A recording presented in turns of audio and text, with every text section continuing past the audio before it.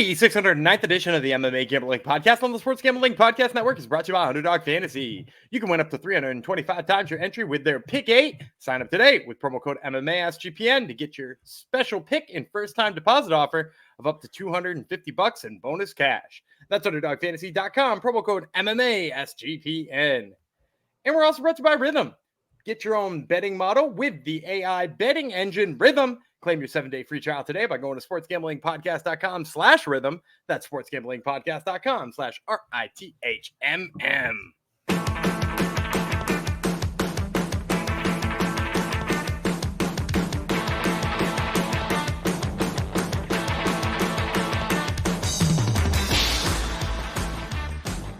Heidi ho, degenerinos. Welcome to the MMA Gambling Podcast and Sports Gambling Podcast Network, episode 609.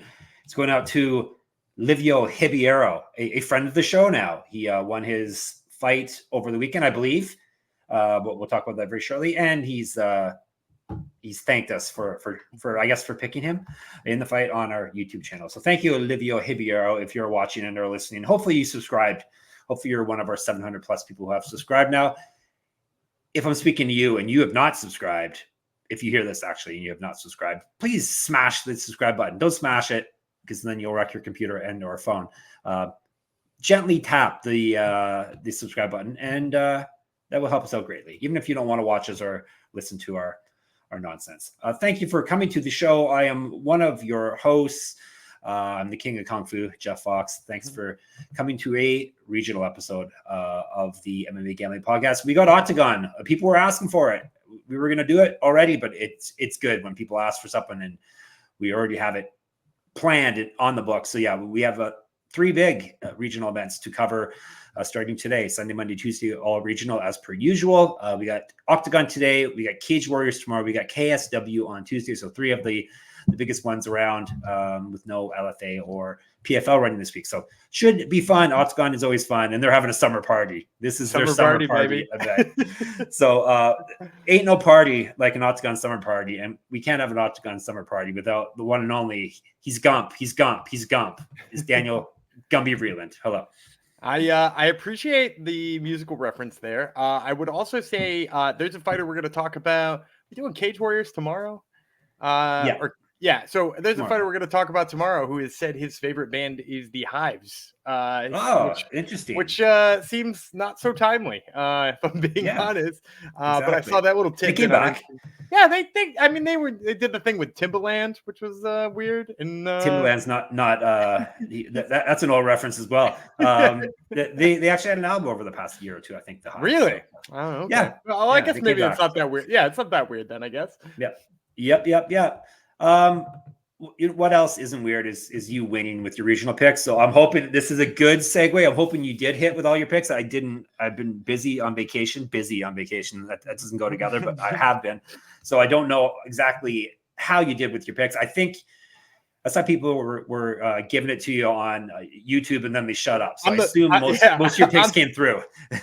On the card I did the best on. So we had 4 regional cards that went down this past weekend. A couple that we covered this week or last week, and a couple we covered the week before that. They finally all came to a head.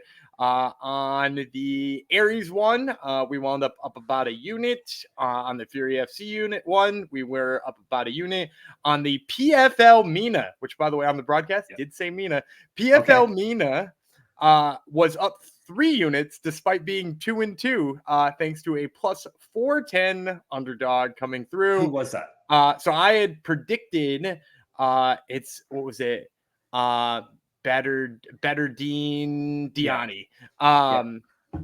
I had predicted he would be a plus 275 underdog.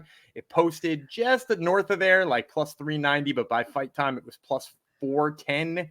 And he just out-grappled him exactly the way that I expected him to. So absolutely monster hit. So we're up 3 units on that one. And then we took a little bit of a bath on LFA, about down 2.5 units on that. So when all was said and done, we're up just a little bit over 3 units on the weekend. And you clowns on YouTube were were daring to clown on Gumby, dancing on his grave before the event even started. A plus 410 underdog, and you're gonna give me crap? Yeah, exactly. Like I noticed it stopped though. That's the thing. Once the event was over, like okay, we're not getting comments anymore, so we don't care. That's fine. Gumby feeds off your hate, so that's good. How are you on the year? Obviously, you're up. So we had taken a hit a couple of weeks in a row. Yeah. So we're down to about 9 units. I didn't update that part of the spreadsheet necessarily. So, but I know it was right around 9 before, and if we went up about 3 more, we should be up about 12. Come on, is that not good enough for you people or what?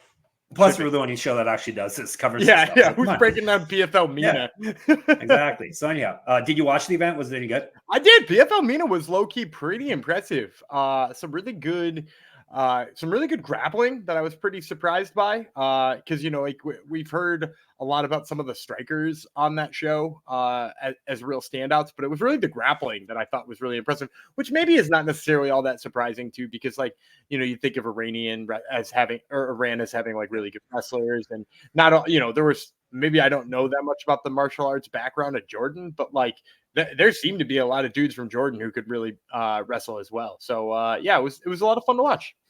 Yeah, it seems like a grapple heavy region of the world, but I don't know if I'm stereotyping or what, but it seems, at least the fighters what we see have come out of that area seem to be pretty solid grapplers. So good. How was the presentation of it? Was it good? Was it? Yeah, they had the smart cage. I was just going to ask you that. How smart is the cage in the Middle East and North Africa? It was slightly less smart. Like there were a few less pieces of data, but it was like, it had the same general vibe of the PFL broadcast where they give us more than we actually need.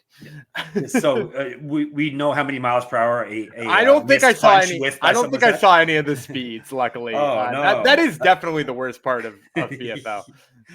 Since most of the punches don't land that their speed. Yeah, exactly. All right, but overall, it sounds like it was when's the next one? It's not a weekly thing, right? It's every they only have 2 more. They only have 2 more this year. One in September will be the semifinals, and then in November you'll get their finals. All right, cool, very good. All right, I got to tell you about Munaf the Machine Manji. If you don't know already, he and Chris, no last name needed, are getting you ready for the NFL season on the Prop Cast. They got episodes dedicated to season-long props and the awards market. Plus, check out our very own CJ Sullivan and his road to $10 million on Bottom Line Bombs. Tune in to both shows wherever you get your podcasts, or in the SGPN app, and of course on YouTube. Smash those subscribe buttons after you've smashed the subscribe button for us. So hopefully you have replacement subscribe buttons after you've smashed all the subscribe buttons. All right, today we're covering Oktagon, one of a low-key favorite of you hardcores out there. Oktagon seems to be growing. At least among our fan base, it seems to be on the rise. People are enjoying Oktagon, and we have odds for it too. So odds have dropped early for this event, which is nice as well. That was someone asked on YouTube why we did an episode without odds, but just the schedule, baby. We get these episodes out as soon as we can for you guys. So whether there are odds or not, and as we've explained before, sometimes you can get yourself some really good deals if the odds don't jive with what Gumby guesses. But today we do have odds for Oktagon 59 Summer Party. Woo! In Bratislava, Slovakia. Where can you name another place you'd rather party, Gumby, than Bratislava, Slovakia? I can't. Not for a summer party at least. No. The Puigat Arena in Bratislava, Slovakia is where it's going down. Saturday is when the party is kicking off. 12 p.m. Eastern is when it starts, and it's not going to stop. Not going to stop till when? Till the break of dawn? Till the break of dawn, we'll say. So a bantamweight champion. Till the bantamweight champion is crowned. It's on DAZN. And then I think they sell it through their site too, right? If you Oktagon.tv. Yeah, Oktagon.tv is the way you can get Oktagon with the K. We're covering the bigger Oktagon of the two. So 10 fights. We're going in depth on half of those. And then we shall do our lightning round at the end. Gumby will give you some bonus picks for the rest of the fight. And there's some familiar names on this year card for you hardcore MMA nerds, including the very first fight that we're going to cover here. And that would be a middleweight fight. On the main card, Piotr Wawrzyniak. I thought I was getting better with Polish names. I guess I did it all right. Piotr Wawrzyniak versus Andreas Michailidis. So Poland versus Greece. And you may recognize that name, Michailidis. He was a UFC fighter in the past. All right, Gumby knows the odds. We're not going to play games with it. We'll just jump right in and let you know. While Wawrzyniak is the first one we're going to cover, he's 12-6 with 8 knockouts. He's been submitted 3 times. He's 1-1 in Oktagon. He was the interim 185-pound champion previously in Oktagon. His very first fight, I believe, for the organization. He won the belt, and then he lost the unification bout, which would have been his last fight. He was a regional champion as well. Used to fight at welterweight, 2011 pro MMA debut, 3 years younger than Michailidis, plus 163. The Spartan, Andreas Michailidis, 16-7, 7 knockouts, 6 submissions. He's been knocked out 5 times, submitted once. 3-1 in Oktagon. It's part of he's won 3 of his last 4 and 3 of his last 6. He did lose his last fight though via submission. He used to fight at welterweight as well. He went 1-3 in the UFC. I kind of thought he was going to be okay when he kicked off in the UFC, but things didn't really go his way. Actually, his first fight was him and Modestas Bukauskas. I thought both of them were when he fell out of the cage. He fell out of the cage. I thought both of them were going to be okay. Bukauskas, I guess there's still hope because he is back now, but Michailidis hasn't been invited back yet, but who's to say? So 1-3 in UFC, 0-1 in Bellator, regional champion, 2009 pro MMA debut, inch height, 4 inches of reach over Wawrzyniak, minus 225. I can't believe this number came in with Wawrzyniak as an underdog. I saw this fight originally. I thought he was going to be a negative 200 favorite. And then the odds actually posted. I was like, Wawrzyniak as a dog is a wild steal here. Like, look, he went in there and he absolutely dominated Seppo on the ground, took him down, dominated him there. In my estimation, he was beating the middleweight champ Kinsel. Like, I really thought he was going to win that fight. As a matter of fact, I picked him to win that fight. And then you turn around and you got Michailidis, who is coming off of losing last year's Tip Sport Game Changer finals to Bojan Velikjevic. And like, not that Velikjevic doesn't have a little bit of grappling chops, but Velikjevic out-grappled him. You know, like, and I tend to think Bojan Velikjevic is got far better hands than he does grappling, and he certainly doesn't have as good of grappling as Wawrzyniak. So I think Wawrzyniak, as long as he can get inside and he can get in on the legs, he is going to dominate this fight in the wrestling realm. I think he's got the jiu-jitsu to submit him early. Yeah, I mean, like, Wawrzyniak plus 163 might be the steal of the week, and we're on our first of 3 regional shows in the very first pick. Oh, well, there we go. Like it. We're hooking all you people, all you new viewers. Hopefully you're getting hooked by this, especially when this pick comes through for us. So, all right, Chalk, mark it down. A dog to start, and you can get in on these picks right away. Like I said, they're already posted. So steam that line up so all the other people can't get such a good line. All right, we're going to 131-pound fight. It's women's. What weight class is this for them? It's their flyweight weight class, perhaps. Is that what this is? Yeah, I think it's flyweight. I know it's listed at 121, right? Or 122 or something like that. Yeah. I think it was just a weird conversion on the kilograms. Kilos. Yep. All right. So we'll say it is flyweight. I think that's what I had. It says bantamweight at the bottom. Okay. It is bantamweight. Oh, does it? Okay. I didn't notice that. All right. Anyhow, it's 131 pounds. So you make it whatever weight class you want. Lucia Szabová. It should probably how you say it. Lucia Szabová. And she is from one of the republics. Yes, the Slovak Republic. And she is going up against Aitana Álvarez. She is from another flag. It doesn't jump right. Spain. Like, I don't recognize that flag. Today was a day for Spain, isn't it? Yeah. They won soccer. They won tennis. They're taking over. They're taking over. We'll see if this Spaniard gets picked in this fight or not. Let's break it down. We'll tell you about her first. Álvarez. Pitbull. Wow. There's a nickname. Can you have her on your show, Gumby, and find out why? I will not. Maybe because she's only 6-5. Maybe that's why. She's 6-5 with 2 knockouts. Never been finished in a fight. However, here comes the good parts. 1-0 Oktagon, 4 straight wins. So she was 2-5 at one point. So this is quite an improvement. I used to fight at strawweight and flyweight. Now she's up 6 pounds at 131. 2 years younger than Szabová, plus 200. Szabová is the silent killer. Pitbull is definitely not a silent killer. She's 7-0, 2 knockouts, 4 submissions. All those fights have been in Oktagon. Won her last fight via submission. 1-0 in pro Muay Thai. 1-0 in kickboxing. 0-1 in grappling. 2 inches of height over Álvarez, minus 275. Yeah, and I'm gonna peel the curtain back just a touch more here too. Is she's won her last 4 you mentioned. She did have 2 split decision losses prior to that and another win. And really, I thought she won. They were both in Kombache. You can go back and watch them. They're really easy to watch on YouTube. I actually thought she won both of those fights too. Really, she, in theory, could be on a 7-fight win streak right now. And against a fairly good level of opponents. I know her record looks bad. And what did you say the line was, plus 200 on her? Yeah, she's a big one. Let me, I believe that's what I said. Now you put me on the spot. Yes, plus 200 exactly. Yeah, for the I'm gonna swing on this one too. Now I'm off with 2 dogs right out the gate, but I will say, I love Wawrzyniak. I think that one's a wild value. This one is more of a play on. I think this is a lot closer than the line dictates, and I think Álvarez has shown some interesting things that I think Szabová might have some issues with, including, the biggest one being her physicality. Like Álvarez is very physically strong. Like she is, I mean, she's a pit bull, right? Like that's the running joke with that nickname. And if you watch Szabová, like she's got really good grappling. She's got really good jiu-jitsu. But her like positional work in her wrestling could use some work. A lot of times she goes for like, I want to say low percentage submissions and winds up in worse positions as a result. Like she really loves the mounted armbar. I've seen her go for it a bunch of times, and then the girl on the bottom winds up turning her and stacking her, and she winds up in guard or half guard or side control. And against somebody who's physically strong like Álvarez, I think that's going to be a problem. I also think just in the way that she tries to get people down by like kind of trying to bully them, trying to kind of there's a lot of trips and a lot of like upper body, like trying to ragdoll them, and she's done really well at that in the past, but Álvarez is just so strong. I think she's going to have trouble with that. I also think Álvarez's boxing is maybe just a touch faster than Szabová.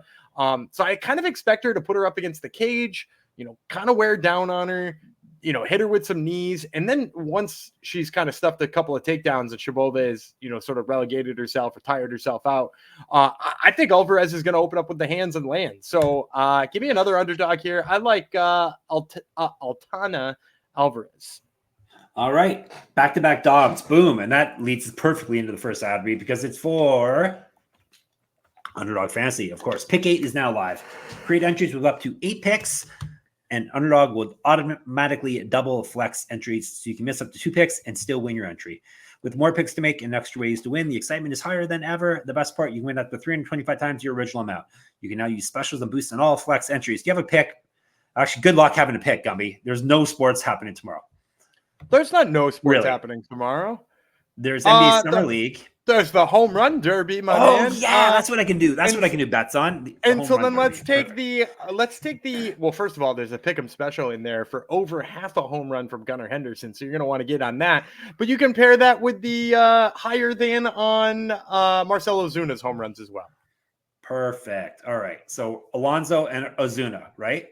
Oh, I didn't say an article. Alonso. No, what did you say again? Sorry. I said you're not going to use Gunnar. You're not going to use Gunnar Henderson. Gunnar Henderson is higher than on half a home run. Is the pick'em special over on? I got you right now. And you like Ozuna because Ozuna plays for the Braves. That's right. He's been hitting some monster homers lately too. No, that's what he does. Don't miss your chance to try it out before the home run derby is over and before pick 8 is gone as well. So sign up with the code MMASGPN. To claim your special pick and first-time deposit offer up to $25 in bonus cash. UnderdogFantasy.com, promo code MMASGPN. And Circus Sports is back with Circus Survivor and Circa Millions, giving away $16 million in guaranteed prizes. And, of course, Circa contests have no rake. Circa Millions, pick 5 NFL teams, ATS, against the spread, each week and compete for $6 million or survive the NFL gauntlet and to claim the $10 million prize. Sign up in person at Circus Sports between now and September 7th and use a proxy to play from anywhere. We even have a deal with footballcontestproxy.com to save you $50 with promo code SGP. Don't have a trip booked for Las Vegas yet before football? Ultimate Contest Weekend is a great time to go out, hang with Ryan and Sean, the bosses. Tell them how great Gumby and Chalks are. And you can hang out with them and enjoy some of the open bar events at the greatest sports book in the world, August 22nd through the 24th. Well, good. I was going to write about like Big 3 basketball for my best bet tomorrow, Gumby, but now I have a home run derby. I forgot all about that. I got you. See, Gumby's got me. That's why I pick him as my co-host for everything I do. All right. Where are we moving to now? Good old co-host. Maybe another dog pick. We'll see. Or maybe he just top loaded everything with, he knows people on YouTube when you watch the first few minutes. So he stuck all the dogs there. And then it's going to be chalk the rest of the way. We'll see. We do love you people that don't watch us on YouTube too. I don't want all our oral only listeners to think we have forgotten about you, because there's actually more than you a lot of times than the others. Are we doing Tip Sport Changer tournament? Tip Sport Game Changer. Game Changer quarterfinals. They're still in the quarterfinals for real? Or they've spread these out, that's why, right? Yeah, we already did some these are the last 2 quarterfinals, and then we'll be in semis. All right, so they're fighting. They're trying to win €1 million, which was it euros? Yes, it was euros. Which we figured out is a lot of money. All right, these guys in the quarterfinals: Losene, Keita. He is from Belgium, and he is up against Predrag Bogdanović. He's not from Belgium. You probably can guess that by the name. He is from Serbia. 3 5-minute rounds for this tournament, and as he said, this is the quarterfinals, 155-pound weight class tournament that they're going on right now. All right. Bogdanović, 16-1, 2 knockouts, 5 submissions. He's been knocked out once. 1-0 in Octagon. That was his first round tournament fight. He's won 2 straight fights, was regional champion, used to fight at welterweight, plus 300. No respect for him because he's going up against Black Panther. So there you go. Black Panther's 13-1 with 8 knockouts. He's been knocked out 1 time, 7-1 in Octagon. He's won 2 straight fights. He was the interim 145-pound champion for featherweight. So he fought at featherweight. He also fought at welterweight before. He also was regional champion. He 0-0-1 as a grappler, 1-0 in pro Muay Thai, minus 450. Yeah, this is where the underdog has to stop. I love Keita. Keita is kind of the poster boy for Octagon right now. They seemingly gave him a somewhat easier path, I would think, to the finals, and that's no offense to Predrag Bogdanović. But if you just watch Bogdanovic's first fight in the tournament, he won that fight. Maybe it wasn't the cleanest looking fight. The 2 biggest issues he had was that he got backed up against the cage a lot. And not only did he get backed up against the cage a lot, but he found himself in a couple of firefights that he really didn't need to be in. And now he's going to be fighting a guy with exceptional pressure and absolute hammers for hands, which is, those are the 2 things Keita does the absolute best, is that he moves forward and he throws big shots. I personally think Keita could probably iron out his defense just a little bit. Maybe taper his punches a little bit, put together better combinations instead of big shots. But in this fight, it just happens to be the best possible thing that he needs. It is all the things he already does well. So that's why you see him at negative 450. I'm maybe not jumping for joy at that line because I don't really love 450 on anybody, but he should still pretty easily win here. All right. Simple as that. Plus Wakanda forever. So he can't lose. I think that's something from that movie, right? I've never seen it. I've never seen it. There you go. Oh, wow. Good. I'm not a superhero movie guy. I don't mean to hate on superhero movie. I'm just not a superhero movie guy. I grew up a Power Rangers guy. We've talked about that, you nerd. you Power Ranger guys. Just kidding. Yeah. All right. We're going to do the other quarterfinal match next in the tournament. So this is Ronald Paradeiser. He is from the Slovak Republic, and he's going up against Daniel Torres. He is from Austria. Once again, 155 pounds, 3 5-minute rounds. Torres, Tucano, which doesn't mean anything, Gumby. Does it mean toucan? Yeah, I think it means big toucan. Big toucan, right? Yeah, because owl means big. He's not Tukino. That would be little toucan. All right, we'll call him a big toucan. And that would be a good name for the episode, unless Gumby says something funny in the meantime. Pressure's on. Tucano is 15-5 with 2 no contests. He's been knocked out 7 times, submitted 1. No, sorry, he's knocked out 7 people, submitted 1 person. He's been knocked out himself only 1 time. 1-0 in Octagon, 3-0 with 1 no contest over his last 4. He's not lost a fight since December 2021. 0-0 with 1 no contest in PFL. Was a KSW champion before, so that's impressive there. He's fight down at featherweight, 2012 pro MMA debut. 0-1 in Kun Khmer, which is basically similar to kickboxing Muay Thai. I think Cambodia it is from. He's at plus 110. Paradeiser Ronnie is the nickname. Oh, great nickname. 19-8. 11 knockouts, 3 submissions. He's been knocked out once, submitted 5 times, 13-4 in Octagon, and is the current champion. But he wants $1 million or €1 million. Come on, can't blame him for that. He's won 6 straight fights. He's not lost since February 2022. Used to fight at welterweight, 2014 pro MMA debut. 3 years younger than Torres, 5 inches taller, minus 150. The belt will not be on the line. They're not doing the old Bellator thing where the belt's on the line every time the champ fights in the tournament. So this is just a straight 3 5-minute round tournament fight. Yeah, I kind of like the fact that they just put the title on hold for a year. I think that's a better play. I like Paradeiser here. And I'd even mentioned it in the Discord. If you haven't been in the Discord, you should get in there because we've been talking about this line for about 7 days. In Paradeiser, I think it's a great value. I was kind of surprised that he came in this low as the champ. Obviously, Torres has some skills that people are really high on, particularly his power. But if you go back and you watch that fight with Vladimir Lango, which is his last one, a lot of arm punches for me, way too much in terms of letting go sort of recklessly to the point where it looks like he'd be pretty easy to take down or really easy to counter. And Lengel, don't get me wrong, really great kickboxer, does really well to throw to the body, but just kind of like the kind of guy who's not going to engage you in that kind of fight regardless. And at the end of the day, probably that's why Torres took over.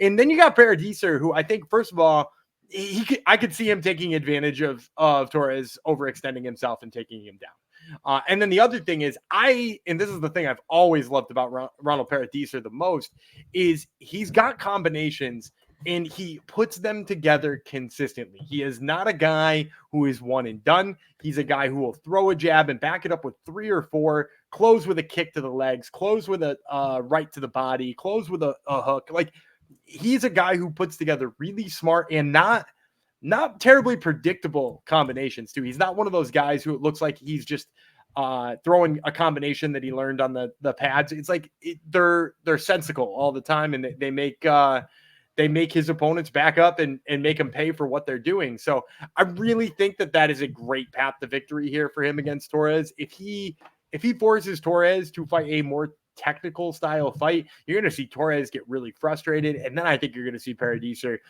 pick him apart with the counters. So I like Paradeiser here. The line is pretty damn short. You said 150, right? Yes. I'm going to keep putting you on the spot. Yeah, I think that 150 is a nice line there. I don't know that you even need to pair it with anything else to make it, maybe a good play, but yeah, Paradeiser, give me negative 150 on him all day.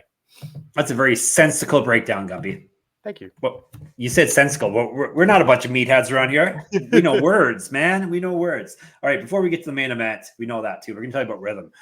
We're in a good rhythm here. We're trying not to break it. We're going to tell you about rhythm as well. We're betting. If you're betting, on player props, then you need to download Rhythm. Rhythm is the go-to sports betting tool that transforms complex data into actionable insights, empowering bettors with smarter data-driven decisions. Unlike other platforms, Rhythm combines advanced predictive analytics with an intuitive user experience, making betting both easy and enjoyable. Rhythm's predictive models were born from the brains of MIT data scientists and quants with over 3 years of data that help drive you to better AI-backed betting decisions. Rhythm projections have been red hot for WNBA and golf. Go check it out for yourself. You can claim your 7-day free trial today by going to sportsgamblingpodcast.com/rhythm. That's sportsgamblingpodcast.com/RITHMM. That's the key, RITHMM. All right, we have a last minute title fight topping this card. So we got a couple of actually, yeah, it's a makeshift title fight. There was a title fight here, and now someone is stepping in on kind of short notice. So we got a couple tournament fights, and then we have a battle for the vacant Oktagon Bantamweight Championship between Jonas Mågård. He is from Denmark. He's going up a guy who's stepping in on about a month's notice, and that would be Josh Hill from Canada. So 5-minute rounds, 135 pounds. The vacant title, because tell people who was the champ. Felipe Lima signed to the UFC. He was actually supposed to fight Mågård on this fight card. That was a rematch of their previous fight. I was actually interested on what we get for a line on Mågård in that fight. But Lima signed to the UFC and had a damn good debut. Yeah, we picked against him, both of us, right? Yeah, we did. Didn't think the short notice up a weight class would work, but that just shows you how good the competition here is at Oktagon. There you go. It's true. All right, let's tell you about the Canadian gentleman, Josh Hill. We're all gentlemen up here. He's 22-6, 5 knockouts, 4 submissions. He's been knocked out 1 time. This is his Oktagon debut. Like I said, short notice. He'll be stepping in the cage a couple of days short of a month for this fight. Loss over his last 5 fights. 4-3 in Bellator. Used to fight up at featherweight. 2-2 in World Series of Fighting. 1-1 in the Ultimate Fighter. 2009 Pro MMA debut plus 105. Mågård, Shark is the nickname. He is 16-6, 2 knockouts, 7 submissions. He's been knocked out once, submitted 4 times. 4-1 in Oktagon. used to be the champion. He's trying to get his belt back here. He's won 4 of his last 5, including his last fight. Was regional champion. Used to fight at featherweight and lightweight. 2014 pro MMA debut. 6 years younger than Hill. 2 inches taller. 6 inches of reach. Minus 138. So a pretty short line for our main event. Did you know Josh Hill was on the season with Juliana Pena? Okay, yeah, I think tough 18.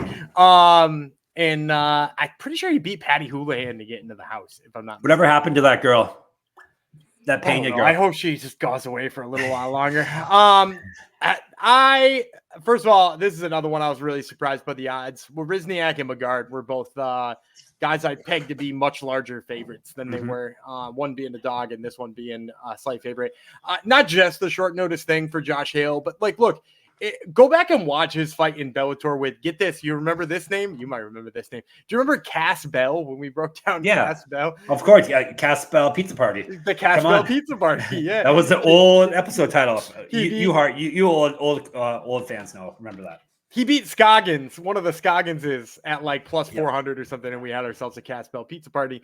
Anyway, his first fight after beating the Scoggins was against Josh Hill, and not that Josh Hill didn't win that fight and win semi-convincingly, but the parts of the fight that he had trouble with is he kept getting in the clinch with Cass Bell and not being able to do anything with it, getting reversed in position a couple of times.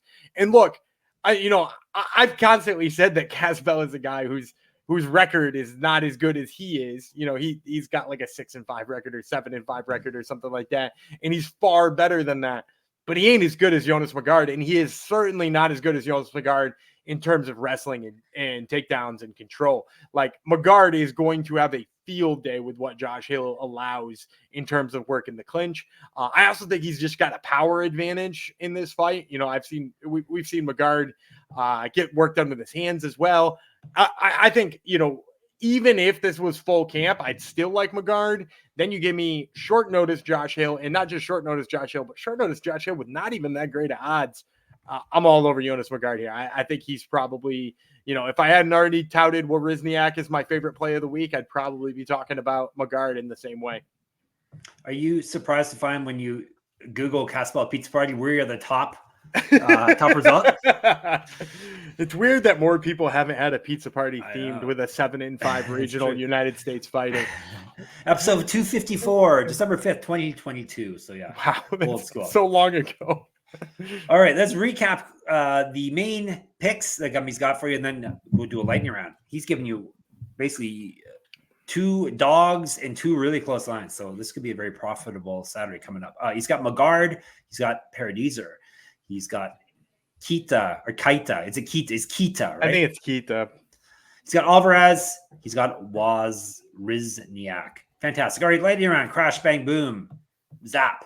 First thing is I'm going to give you your flowers for saying Wawrzyniak right for a whole episode. Yeah. You're usually awful with the Polish names. 2 picks here for my lightning round. Vlasto Setbo.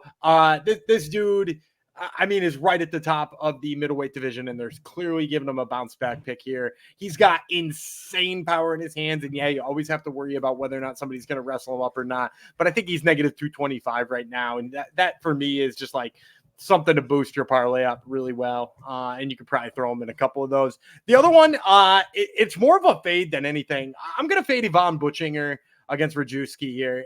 And the big reason, first of all, is the plus 200 I'm seeing next to Rajewski's name, which I was kind of surprised by. And the other thing is Buchinger, as good as he is, the age has gotten to him.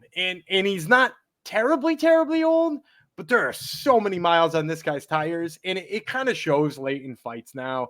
I think in the second or third round, you're going to see Rajewski start to take over here, and the fact that you can get dog money on him is pretty good. So my 2 lightning round picks, I'll take Vlasto, Seppo, and Rajewski. All right, there you go. You're all set for Oktagon action this coming Saturday. Come in the Discord and chat about us, about Oktagon. As Gummy said, we've been talking about it for over a week now, so because once the lines dropped, people were jumping on it. So we're at sportsgamblingpodcast.com/Discord. That's the best place to get a hold of us. We're also on Twitter, X, SGPN MMA. He's at Gumby Vreeland. I'm at Jeff Fox Writer there. Same handle on Instagram. You can hit us up, of course, on YouTube. We do check the comments And if you play, we may even reply to you. That would be MMA Gambling Podcast. Make sure you subscribe there. That would help us out greatly. Check out Gumby's Top Turtle MMA Podcast, especially if you're looking forward to this upcoming season of Dana White's Contender Series. We're still in the midst of a bunch of interviews with those fighters, right? I do have one UFC interview this week. Okay. We're back on the UFC track. We got Steve Mean Machine Garcia on a 3-fight win streak. And we're also talking to one more guy in the Contender Series, Austin Bashi, who is a young gun you're going to want to keep an eye out for. Do we find out about the nickname Mean Machine? No, we have in a previous episode. Yeah. There you go. Yeah, I've talked to Steve Garcia a bunch of times. Check out the archives as well. What else can you do? Obviously, you should check out my Substack. At the very least, get a free subscription and get in my weekly UFC Pick'em contest. That will be running again this coming weekend. That's moneymma.substack.com. And of course, the mothership is sportsgamblingpodcast.com. Check out all us and our colleagues' writings and podcasts and our giveaways, all that good stuff's there. Sportsgamblingpodcast.com/store. So you can dress like a cool guy, and sportsgamblingpodcast.com/Patreon to help us keep the lights on. We'll be back tomorrow. Big Toucan, Jeff Fox. Gentlemen, Gumby Vreeland. We'll talk to you then.